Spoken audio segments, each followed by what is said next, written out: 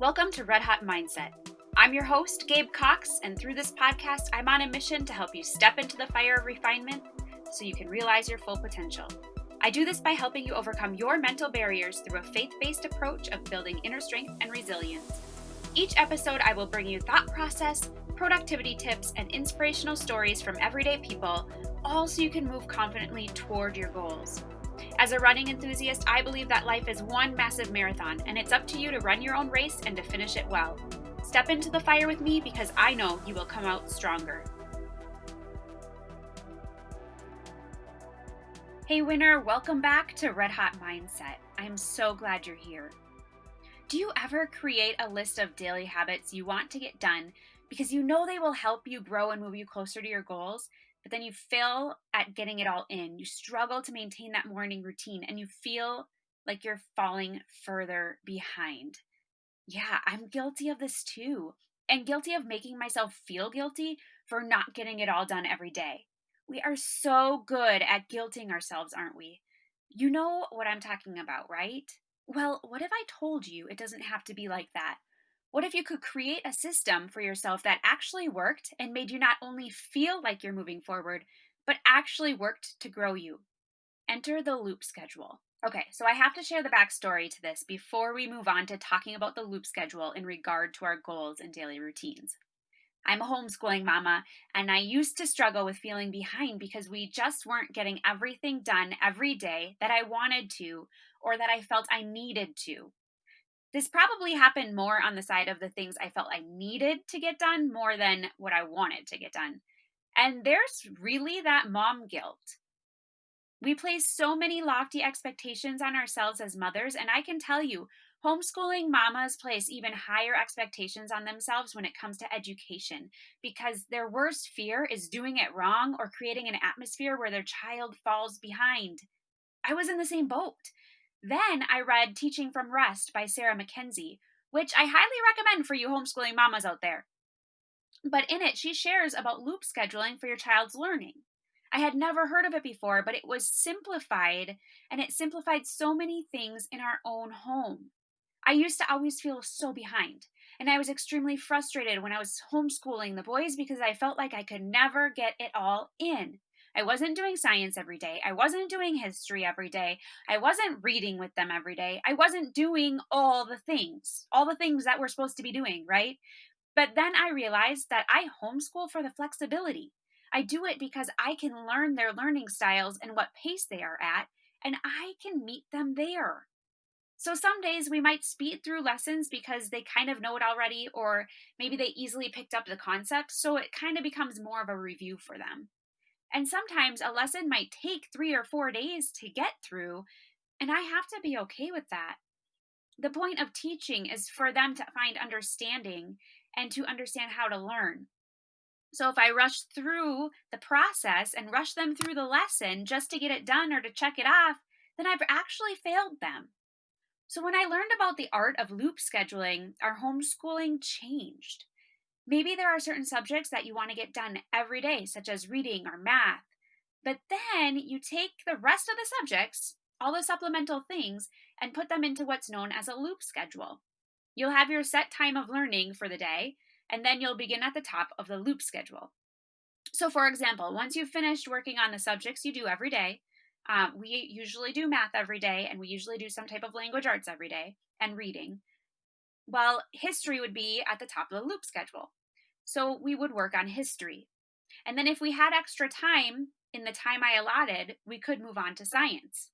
But if we don't, then we just stop where we're at and we begin where we left off the next day. Maybe that history lesson is really exciting and has so much content that we need a couple of days to dive into it. So then we would just continue with it until we hit a stopping point. Then we can move on to the next subject in the loop schedule. Some days we may get through a few subjects, and sometimes we may just do one subject throughout multiple days. Hopefully that makes sense to you. When the allotted time is up for the day, we just stop. We stop where we're at and we're done for the day. We don't worry about what we got done or what we didn't get done, or if we're behind or ahead, because the next day we just pick up right where we left off. If we only did history the day before, then we'd pick it up with science the next day. We no longer are ever behind. This can even work for the subject itself. You don't have to finish a lesson each day. Some lessons may take multiple days to work on, like we talked about, because the purpose of teaching is to create an understanding in the student and for the student to learn how to learn and to love learning. If we're rushing through things and not caring if they grasp the concept or not, then we defeat that purpose. And they will not grasp a love for learning. They'll see their schoolwork as a checklist that needs to get done. And when it's done, then they can move on to something else they deem to be more fun, like video games. Well, if you have boys, like I do, they love their video games. So I have seen that in the past with my boys, and that will stick with them in the long run. The idea of learning for fun will be a long lost art if we don't figure out how to make it not a checklist. So I treat each curriculum book the same way. At the end of the year, do they really have to have each of the books completed in order to have summer? Is that our objective, or is our objective teaching the love of learning and the art of how to learn and doing it at their own pace in their own unique learning style? Sometimes we will close up the books if we're not done with them because mama needs a summer break too. And the next year we just pick up where we left off. I don't necessarily look at the grade level of the book. I look at, did we finish it? If not, that's okay. We'll just go back to it and finish it before we move on to the next one. I hope that's making sense to you. Are you kind of getting the idea of what a loop schedule looks like? Because now I want to take you back to our topic for the day and show you how you can create a loop schedule and how that can look in our daily routines.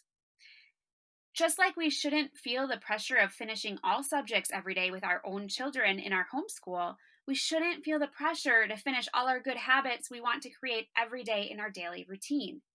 Maybe you have a morning routine or an evening routine, or maybe you just have a certain way that, or certain things you like to get done to grow yourself every day, no matter when it happens throughout the day, right? It's just our daily routines. The problem with creating these habits is that they can easily become checklist items and lose their intentionality if we're not careful.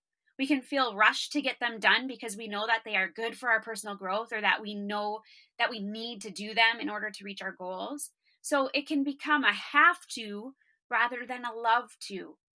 Just as we want to teach our children a love for learning, we should create in ourselves a love for our good habits.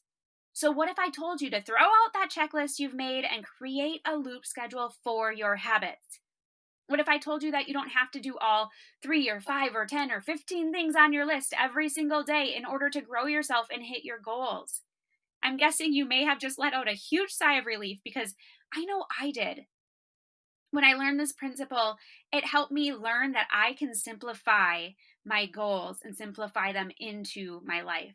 Sometimes we put so much pressure on ourselves and feel like we have to earn our way to our goals. And yes, we have to do the work to get there, because without actions, our goals are just wishes. And for a long time, I felt like if I didn't do every habit on my list every day, then I was doing it wrong. And therefore, I wouldn't earn the right to hit my goals. Now, this may sound drastic, but I'm pretty sure I'm not the only one who has felt that way. I've had that guilt. I've felt guilty, and I felt like I just can't do it. And I always felt behind. Now, how many of us do that in our Christian faith, where we feel like we have to earn our way to God's love? If we mess up, we are guilt-ridden rather than faith-filled. This mentality is wrong. There is no earning it. You can never be good enough. You can never give enough to earn His love. His love is unconditional. His mercy is for us. All we have to do is say yes to it. And sometimes that's a hard concept to grasp. So back to our habits, maybe there are certain ones that you do want to get done every day. These are your non-negotiables. Maybe you want to ensure that you get a 30-minute workout in every day. Or maybe you want to get a quiet time in every day. Those are non-negotiables, and you would start with them before moving into your loop schedule that you create. Sometimes reading takes longer because you really get into it and you just don't want to stop. With checklist mentality, you'd need to stop right at 15 minutes in order to get everything else on that list done. With loop schedule mentality, you can take the entire time to read if you want to, because you can move to the next discipline tomorrow without feeling any guilt or any condemnation, and without dropping your expectations of personal growth. And I think one of the most important parts of this is that intentional growth replaces checklist mentality. You have a busy day or a curveball is thrown into your day. Life as moms, that happens all the time, right? Our kids need us, and we kind of have to drop everything when they need us. And you can only get that one non negotiable discipline in, maybe in that day. Well, then no problem. Just continue with the loop the next day. Pick up your non negotiable and loop the others. So maybe you have one or two non negotiables. Maybe you don't have any and you just want to loop everything. That's okay too. For me, I will not negotiate my time in the Word with the Lord. I need to start my day out that way because I want to fellowship with Him and pray and journal my thoughts. It gets me ready for the day. That's the first thing I do, and I work to do it every day. It doesn't happen every day, but I work to do it. After I finish that time, which it can really vary every day based on how into it I am. Sometimes I'm doing it the whole time. But when I finish it, then I move on to the next thing on the loop schedule. If I wake up late because I needed that extra sleep, I don't have to feel guilty and behind.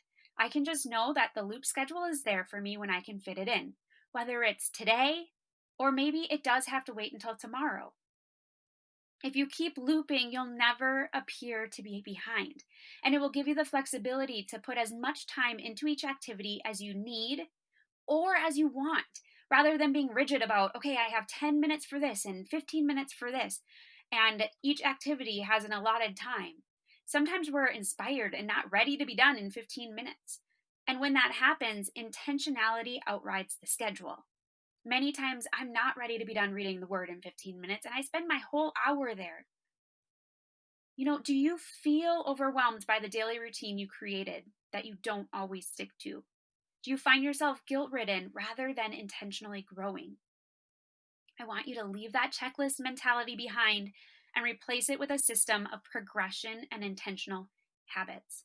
A loop schedule for your daily routine takes all the habits and routines that you want to develop and turns them into a system that works.